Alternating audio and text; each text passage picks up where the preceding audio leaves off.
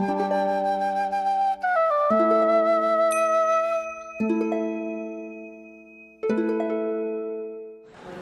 there. Okay, welcome everybody to the Festival of Dionysia. It's our annual celebration of ancient Greek mythology. We welcome you. We hope you enjoy the show. Please know, if you're new to the audience, that the students have only had 18 days to prepare. That's from going from research to the stage. So it's not perfect, but it's pretty perfect for 18 days of work. So please be supportive of them, and one way you can support is to be quiet during the reading so that I can assess them, because it is a huge assignment for them. All right, applause and laughter, of course, is welcome at the appropriate times, and enjoy the show. So this is our take of the story of Prometheus and Pandora's box. Long ago, in the faraway land of Mount Olympus, lived all the gods and goddesses. The most feared of them all was the god of all gods, Zeus.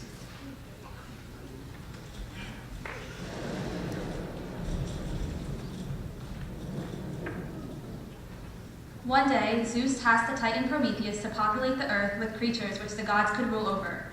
Prometheus formed the animals out of clay, while his brother Epimetheus gave them various qualities like strength, speed, and cunning. All was well until Prometheus decided to model one of his creations after the gods themselves. He had them stand upright like the gods and gave them the luxuries of Mount Olympus, such as fire for light and warmth. Prometheus! Just checking in. So, what do you call these familiar-looking things? I call them humans. I see. Very impressive. They look almost exactly like us gods. That was the point, actually. Ah, wait a moment. Is this fire? You give them fire? Yes, I gave them. No, they don't. I told you very specific orders. Do not give any of your creatures the luxuries of gods. They're not worthy. Why not? Where did the family from? Humans deserve fire. They needed to be born. They could they don't die off of disease. Not true. It's the gods' responsibility to make sure that they are warm enough from the sun and that they don't die prematurely of disease. It's not your place to question such things, Titan. Hold up. Me being a Titan has nothing to do with it. I was never part of the war and refused to be part of the conflict now. Well, too bad. I said no fire. Lo and behold, I see the humans have fire. At this rate, the humans will be able to live without the gods, and therefore they'll lose respect for the gods. You wouldn't want that now, right? You do understand the seriousness of this matter.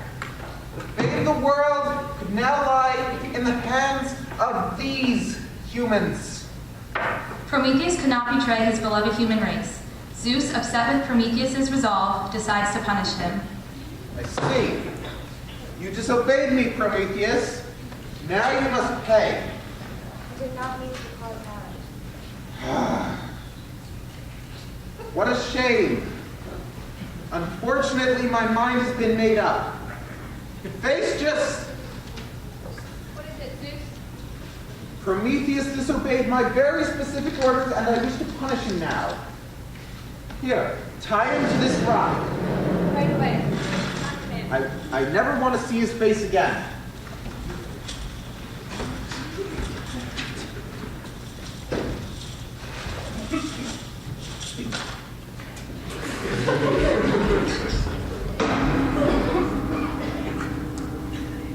And so Prometheus was chained to the rock for eternity. And if that wasn't punishment enough, he ordered for a bird to visit the rock every day to eat Prometheus's liver. And every night, the liver would grow back, so the birds had a snack for the next day.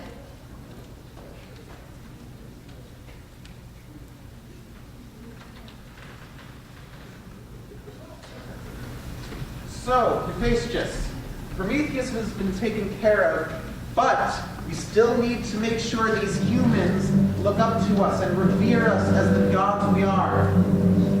I have a plan. Look, you will create a beautiful woman and you will send her to Earth so she can marry Epimetheus, brother to the traitor and they will live on earth together. Why would you do that? She will not be any ordinary woman, Hephaestus. She will be vain, curious, selfish. All of these things which will lead to her downfall. Now do as I say. I will tell you some things to add to this cauldron to speed things along. So Hephaestus created Pandora, the first human woman, who would be able to rear future generations in order to serve the gods. All right.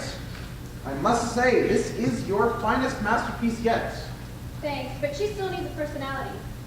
I'll take care of that. By the power of me, God of gods, I hereby grant you the grace, wisdom, and curiosity you will need to live out your days on earth, young, what's her name? Pandora!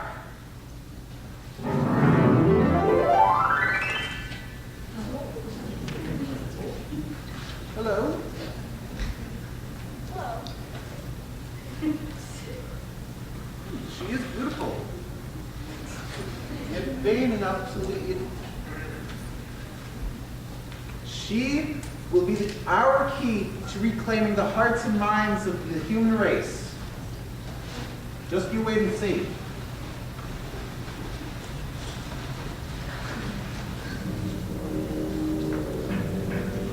I've been chained to this rock for many years, all because of my good deed of showing the secret of fire and wisdom. Why has God reached done this to me? I was only trying to do good. Brother Prometheus, I have great news. Are you not tying me to this rock? No, but I'm getting married. So, who's the lucky lady? Her name is Pandora. Oh, what's your type? Well, actually, I don't know. I haven't met her yet. Wait, what? Yeah, Zeus came up to me, and he thought I was lonely because he, chained me to a rock. So he gave me a beautiful woman to marry. Oh, well, I'm very happy for you, but I would be much happier if I were chained to this rock. That would bring me great happiness as well. Although, brother, I must warn you not to take anything. Even the most insignificant material can be I have no choice. He is, after all, the god of all gods, and I don't want to get chained up to a rock myself. I'll see you. Bye, brother. Goodbye. And so, after falling in love at first sight, Epimetheus and Pandora decide to get married. Unfortunately, Prometheus is still chained to that rock and will not be in attendance. Oh, Pandora, I'm so lucky to be married, the first woman to ever grace this earth. Oh, Epimetheus, I'm so honored to be blessed by your presence for eternity. The pleasure is all mine. You're more than I could have ever hoped for. Oh, thank you. I'm so glad we're both so happy. Me too. But I must say, I am disappointed that my brother Prometheus couldn't be here. I mean, I know how much he means to you, but you have to remember, he did disobey Zeus's orders. I know. It just feels empty without him here. But you know what? Forget him. We have each other, and as long as we're together, I will not let anything come between us. And I do mean anything. Oh, that's so kind, but I doubt you'll have anything to worry about with me. But even so, I will always protect you.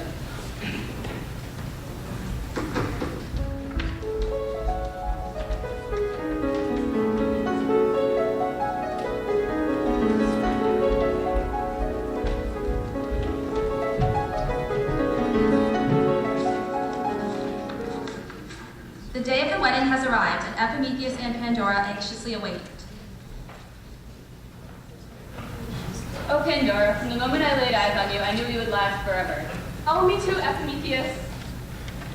And now our love is eternal. Woo!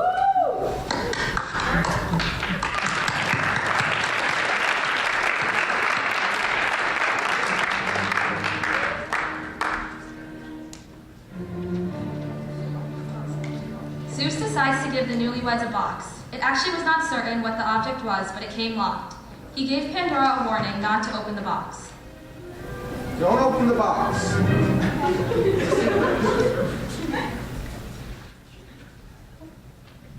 You're thinking. Don't open. Open the box. Don't you want to see what's inside? No, don't do it. Zeus said not to. Who cares? There could be something amazing inside there, and you would never know. It's your wedding gift, and it's your right to see what's inside the box. You could die and not know what was in the box. Or it could just be a curse. Just listen to Zeus. Come on, why would Zeus give you a cursed wedding gift? He's such a nice guy. Okay, I know I shouldn't open the box, but why would someone give you a wedding gift that you can't open? No. Listen to yourself, Pandora. Do not open the box. Okay, just one look. Pandora, are you kidding me? I'm not going to have two family members chained to a rock because nobody can listen to a simple set of instructions. Close the box, Pandora. Wow, that guy's a jerk. Don't feel like you have to suck up to him. Do what you want. In fact, open the box and see that there's nothing to be afraid of. Exactly. There's nothing to be afraid of from a wedding gift. What's the worst that can happen?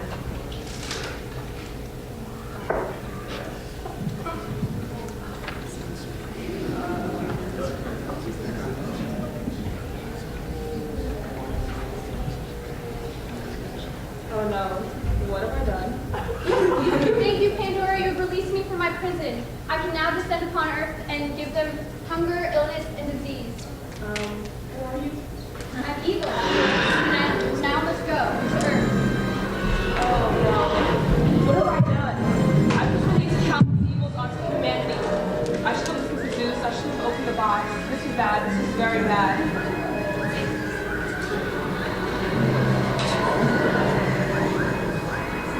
I don't know what I'm going to do. How are the gods ever going to forgive me? I don't know how I could be so stupid. Pandora! Oh, Zeus, I'm so sorry. I didn't mean to defy you. I've got a little confession to make. I meant for you to open that box. You meant for me to open the box and release evil onto Yeah, that's why I made you so curious, so naturally, innately curious to open this damn box. You want to know why?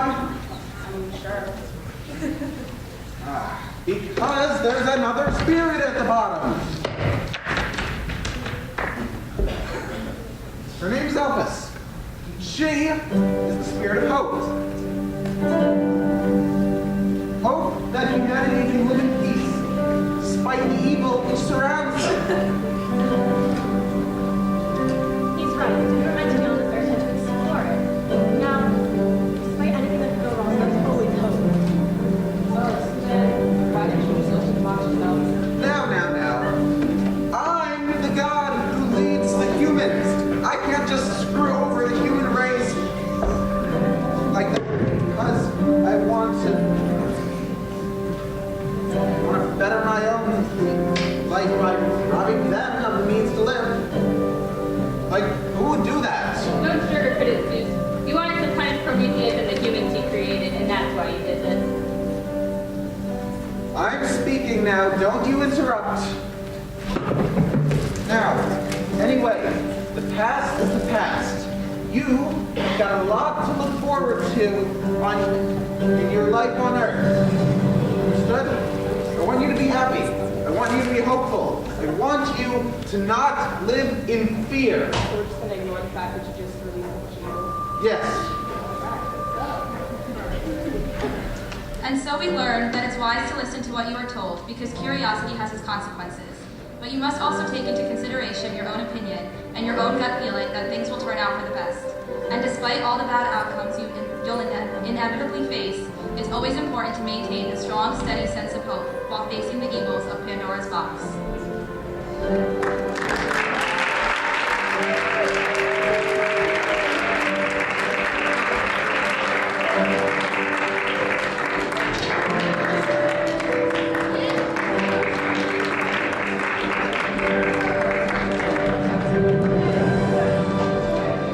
In honor of the god Dionysia, who is the god of wine, and it's in order for the citizens of Athens to enjoy themselves, to celebrate, to have a good time. And so just so everybody knows, each group was given 18 days to prepare from the script, the research, learning, onto the stage. So respect from the audience would be greatly appreciated. And also just keep in mind that this is a really big grade for all of us, so please show respect. And our Greek myth that we are going to be performing performing is The Judgment of Paris, so enjoy.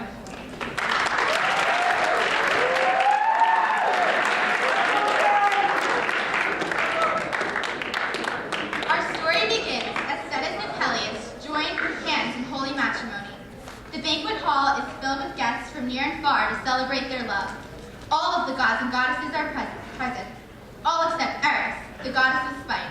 Let us journey to the wedding ourselves to see how our story unfolds.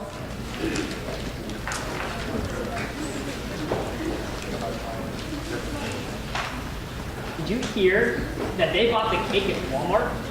What? It's really cheap. Oh, I mean, it just stinks. I am at a wedding. Yes, he is. You know what else stinks? That person, Eris. Yes. Oh, God. Yeah. Oh, She's man. so smelly. Yeah, I heard she smells. Oh, man. I'm Eris. How dare they not invite me to their wedding? I'm quite offended by this. I'm going to throw this apple into the crowd and address it to the fairest. Oh, well. And so it began. The goddesses see the apple, and they all believe that it is made for them. A dispute erupts. Clearly the apple's for me, because I'm the fairest of all the gods.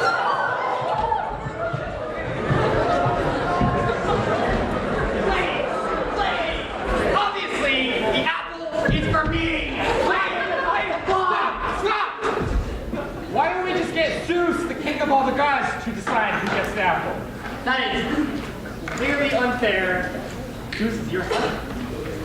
Zeus is brought in to make this very difficult decision of who is the fairest of them all. If he chooses Hera, he will be blamed by all the other goddesses for choosing his own wife. However, if he chooses one of the other goddesses, we all know that Hera will be wild with jealousy. I think that Zeus has another plan in store. If I choose my own wife, that would be unfair. But to choose another would make my own wife jealous. Why is it always me who has to make these decisions? Why not let someone else have a try? Oh, I know, Paris, who lives on Mount Ida. He will decide who will be the fairest. Now let us stop this fighting and continue the party.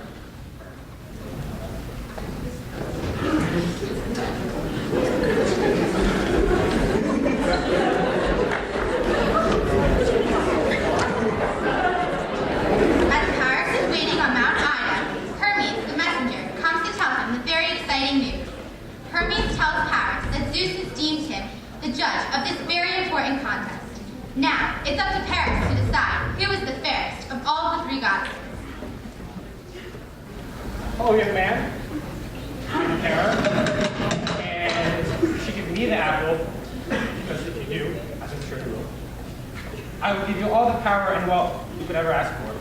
Well, power and wealth will take me really far in life. Paris, I see you and I see a man with glory and power. You know how you get that? Success in war. And I can give you that.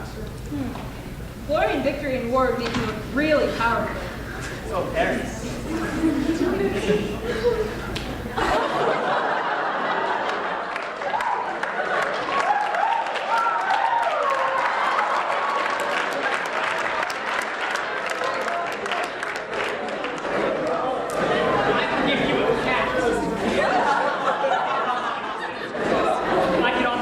Brand new car. I'm not really sure what a car is.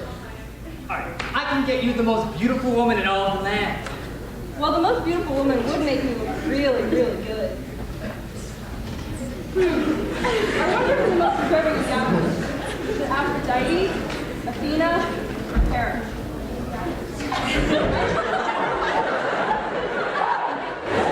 I think Aphrodite. Beautiful wife won't get you anywhere, young man. You selfish person. You don't know what true beauty is. Y'all hella thirsty. Alright, let me think for a second. Well, obviously the most beautiful woman on the land is Michelle Obama, but she's her. Oh, I know, that girl Helen. Oh, she's her. Okay, Paris, I have chosen for you Helen of Troy. You must sail to the court of Menelaus, and Helen will fall in love with you. Okay. Several years passed, and Paris began to feel bored with his lifestyle as a shepherd.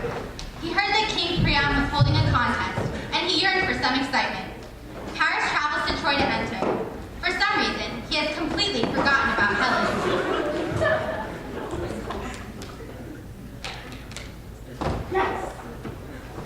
To nobody's surprise, Paris won a majority of the games in the contest. He definitely showed his own strength, and he even managed to beat King Priam's own son, Hector. He catches the eye of King Priam and his daughter, Cassandra. What a fine young man. I wonder who he is. Yes, but he does look strangely familiar. I feel like I've seen him before. Well, let's call him over and find out.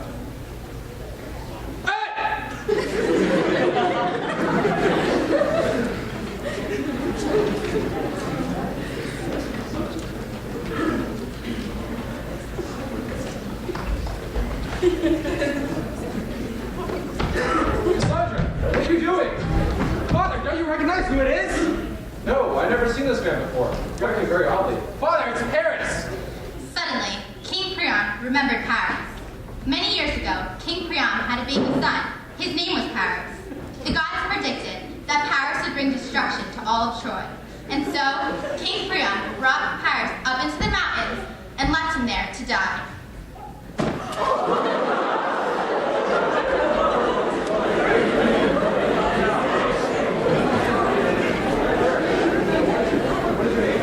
Well, my name is Paris. And where do you live? I'm not like And your parents? Well, both my parents are dead, but they were shepherds. And your name? What's your name? Paris. By the gods, you're alive!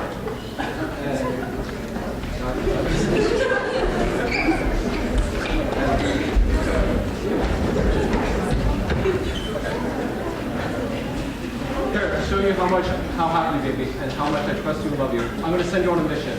My sister Hesina was taken by the Greeks. I'm sending you the Greeks to go and recapture her. Really? Are you sure you want me to go and not Hector? Of course, it'll be a chance for you to prove yourself to me. Wow, thank you, Father. I won't let you down. I'll do my best. Father, what are you doing? Paris is going to kill himself. Oh well, I'm trying to kill him before. And so, Paris set sail for Greece, which apparently wasn't even Greece at all. Did this guy really forget about Helen? Aphrodite blew Paris' ship off course, causing him to land in Sparta, the land of King Menelaus. When Menelaus heard that a Trojan prince had arrived in Sparta, he immediately invited Paris to his palace to introduce himself and his beautiful wife, Helen.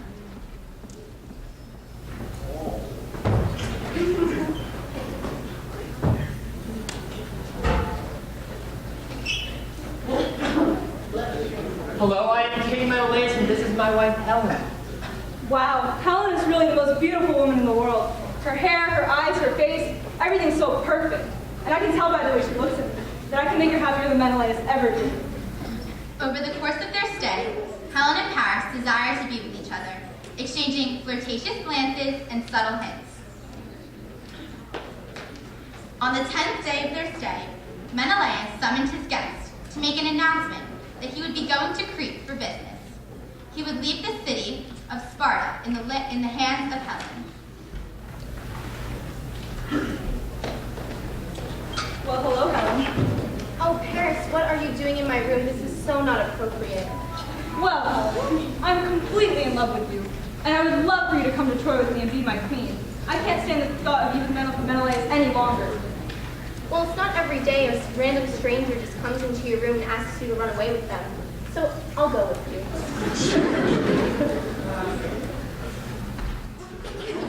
And so, Paris and Helen were gone before Menelaus returned, and they married one another in Troy. Once Menelaus returned, he was absolutely furious with both Paris and his own wife Helen. I am furious. I'm gonna wage war on Troy after that. My plan works. Now all the gods and goddesses will suffer. This is going to be the bloodiest war ever. And so, Menelaus declared war on Troy, fulfilling Eris's plan all along. This war was called the Trojan War, and it lasted for 10 years. The end.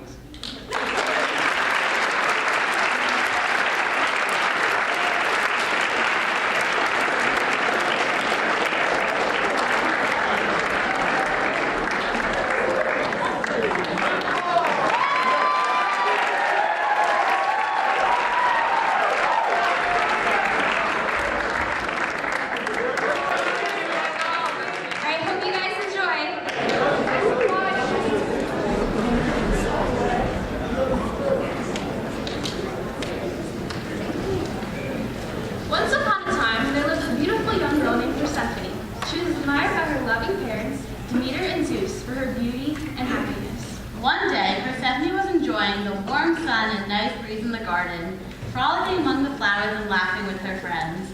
She came across an enchanting flower she had never seen before.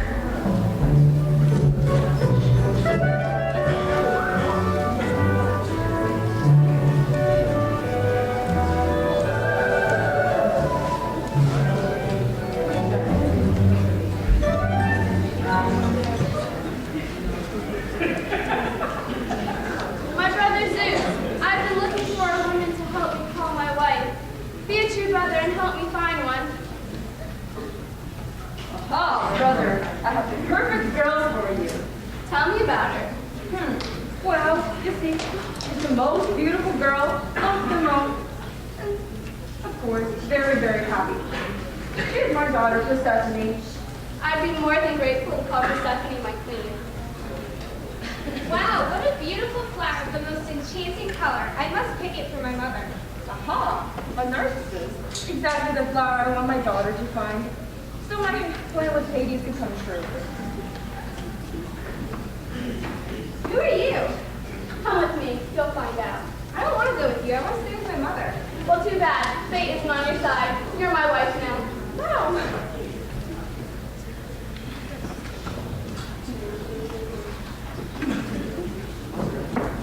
Wait, is something wrong? I feel in my heart that something's not right. Help! I'm falling and I can't get up. While Demeter was sensing trouble, at the same time down in the underworld, Hades begged and begged for Persephone to accept his love. He tried desperately to convince her to stay in the underworld with him. Stay with me. Your father and I have made this arrangement. No, I don't want to stay with you. I want to be with my mother and see the blue sky, green grasses, and flowers. But look, you have the responsibility of bringing the Dutch to your life. You'll be independent and treated like royalty. That does seem nice. But I really miss my mom, but I've always dreamed of being a woman. Though she could not hear her daughter's cries, Demeter knew in her heart that something was amiss.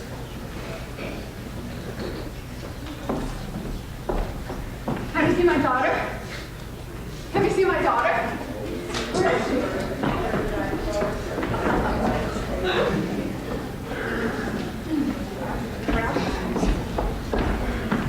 Have you seen my daughter? You know, blonde, pretty one? No? No. Meanwhile, Demeter continued to wander through the town of Eleusis. Without her daughter near, she was stripped of her energy and appeared old and wrinkled. Now that Persephone was missing, Demeter was very upset, consumed by the depression of the loss of her daughter. She forgot about her duties as goddess, grain of growth. The earth became cold and the crops began to die. Let's get our jackets.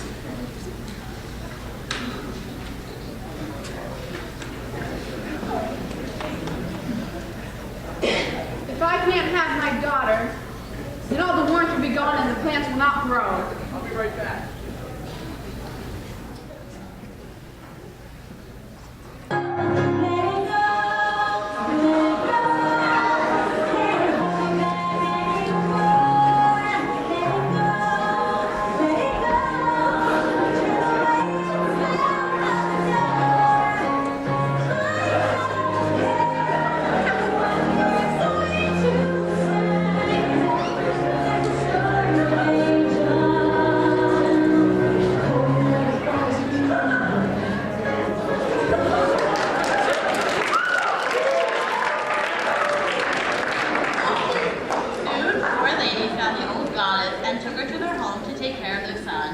Demeter offered the gift of immortality to the sun to show her gratitude.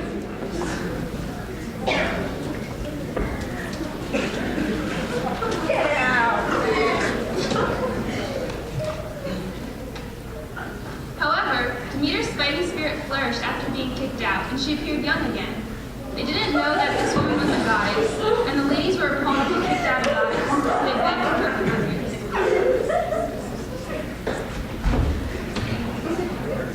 Build a temple in my honor and teach my secret to immortality. Anything you say, my goddess. But Demeter's happiness did not last long, as the longing for her daughter brought Demeter's rage once more. All she wanted was to have her daughter back. Zeus, come down here this instant. Yes, Demeter?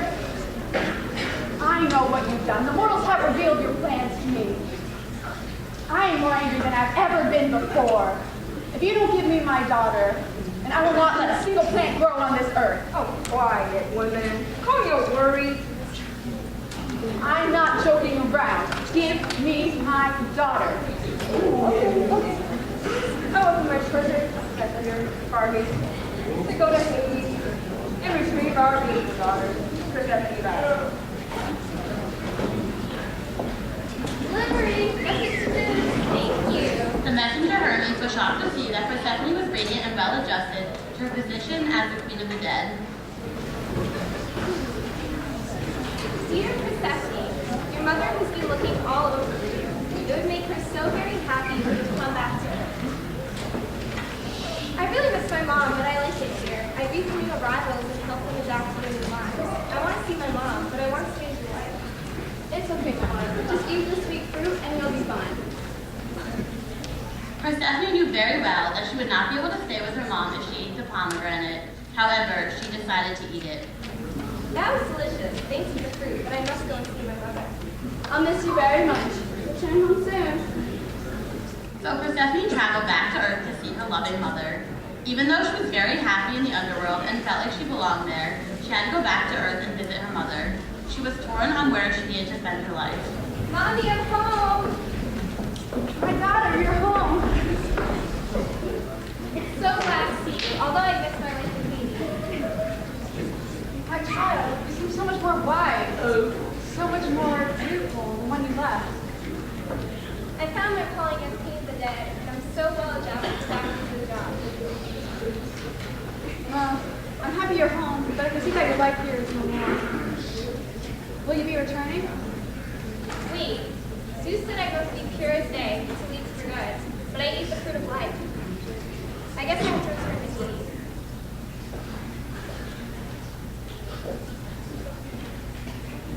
My daughter, I love you too much to send you back to Hades. Oh well, once again, stand harmony, pure Hades. See how the compromise. A message from Zeus. Persephone loves the underworld as much as she loves her mother. If you truly love her, you'll let her have both. Fine, I'll agree to a compromise. So Persephone will spend half the year on Earth with her mother, and the other half the year in the underworld with Hades. So for half the year, while Persephone's in the underworld with Hades, Demeter is heartbroken that her daughter is not with her. The plants stop growing and the weather turns cold and winter comes. The other half the year, Persephone comes to bring life and happiness back to Earth. Demeter allows the plants to grow and summer comes. This is the story of Persephone and the seasons. The end.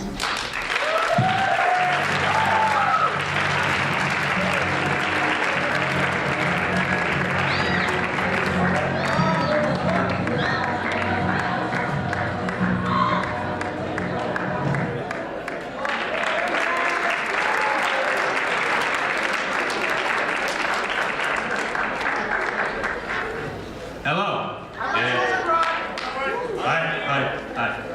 Welcome, if you are here for the first time right now, or if you've been here before, to the Feast of Dionysius, presented by Miss Mallon's first and 8th period humanities classes. Thank you.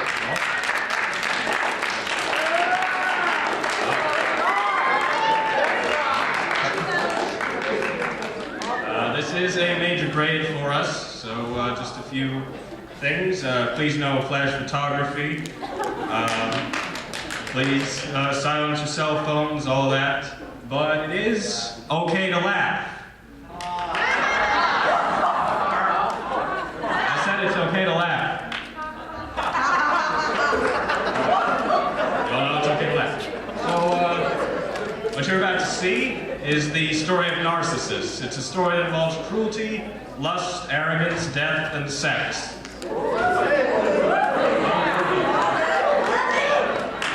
Yes. Hopefully that got your attention. This story, well, we're going to start it now. We'll meet our characters. I play Nemesis, a deity who punishes mortals who display too much hubris.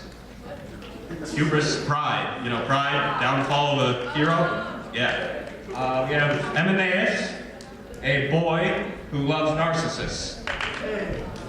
That's a boy.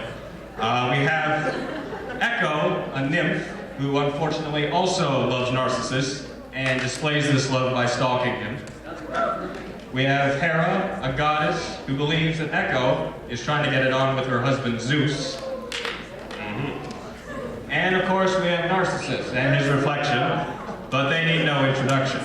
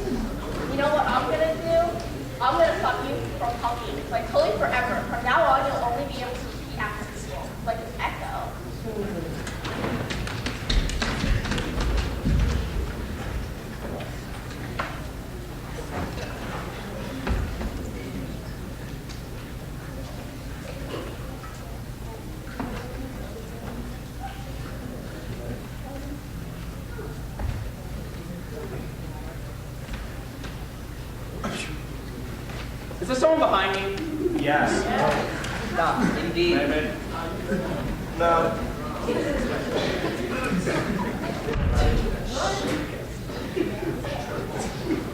Hello? Hello? Who are you? Who are you? Do you not know who I am? I am Narcissus, the most handsome chap in all of Greece. All of Greece. Oh, I'm sorry. I couldn't love someone like you. I'm already taken by the fairest of them all. Me! Must have been some fangirl.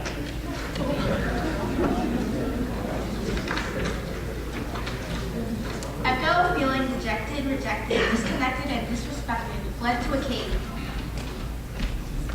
Why doesn't he love me? I repeated after him. I continued to repeat after him. How did you not understand the signs? Why doesn't he love me? I repeated after him. I continued to repeat after him. How did he not understand the signs? And Echo repeated that phrase in her cave until she withered away to nothing but an echo. Ask me to punish Narcissus for his cruelty, and punished he shall be. I shall reap dreadful retribution.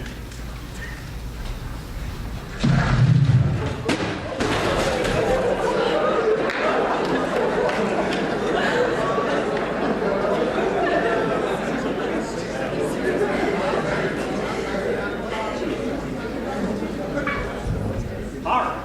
Yonder he comes. Oh, so pretty. Ah, perfect. I feel pretty and witty. Hello there. Bride! Hey, what do you want, inferior being? I want to show you something. I cannot understate how much I don't want to do that. You'll enjoy it. Oh, guaranteed! What could be more interesting than being the most superlatively extraordinary person on this otherwise pathetic earthly sphere? Yes, but I refuse. Insistently, conclusively, I refuse. could it be that you are afraid? How dare you suggest something like that, you moron?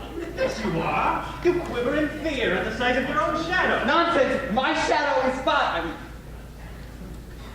The great Narcissus fears nothing. Then look at what I want to show you. Alright, take me there. Okay, now I must warn you, it is quite a long, treacherous journey. I must first ask you to sign this waiver, lifting responsibility for any injuries you incur from me. What, are we going on a school trip? Oh. Alright. Okay, very good. Here we come. Now I must warn you once again, a long journey. You may or may not live to regret this. Oh boy. Yes, indeed. I'm hungry. I'm sure you are. Is that a Subway? No, it is not. Alright, that's okay. I know you're a little bored right now, but I can tell jokes, because I'm hilarious. Now, of course, I believe it is this way. That doesn't look like it's the right way. Do you know where we're going? Do you know where we're going? Yes. I've made this trip many times before. Alright. We're lost. Just a minute. We're lost. No, I'm still in control. Don't question Why don't we me. ask for some help? Pardon me, can you get Daphne? Ma'am, do you have one of those, like, technology angles that people use these days? Could you use your GPS, your brief positioning system? Do you know where we're going? Do you have any idea? That way? Yes. All right. Take the ferry like I did. No. I'm too good for that. I'm sorry. Oh, well, okay. We'll swim the river, that's fine. Oh. All right. You're still with me? No, I'm slowly losing interest. I'm sure you are, but didn't you say something about jokes before? Oh, yeah. I can tell jokes. I'm sure you can. But are they funny? I'm hilarious, of course. Oh, sorry. You're not supposed to. All right. Let's try this. Okay. What do they call the cow that didn't produce milk? The cow that didn't produce milk. That's a stumper. What is it? An utter failure.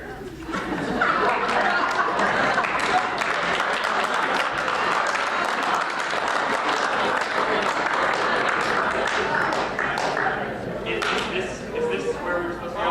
This is the reflecting pool. We're literally right back where we started. Well, yes, but we had a good time, didn't we? So Journey. we met some fascinating characters. Yeah. All right. Are you ready? Surprise. Oh, I'm sure I will. Behold! How lovely. How wonderful. How like me.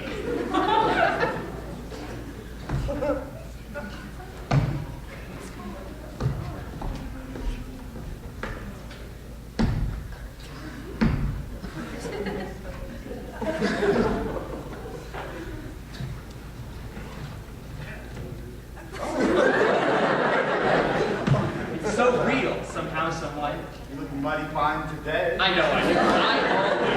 I look better than you. You match my appearance to the letter. Anything you can do, I can do better. I look good, to be sincere. Fancy running to you here. I think I must say that I'm in love. And we must be blessed by the God's love. Our bond we share, I'll never sever. And I'll be here with you forever.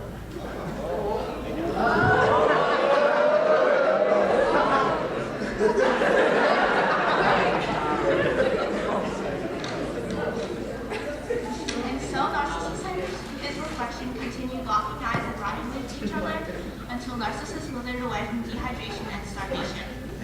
Nymphs tried to rip him away from his reflection, but it was no use. All throughout the land, Echo's voice could be heard shrieking with laughter over the dead Narcissus.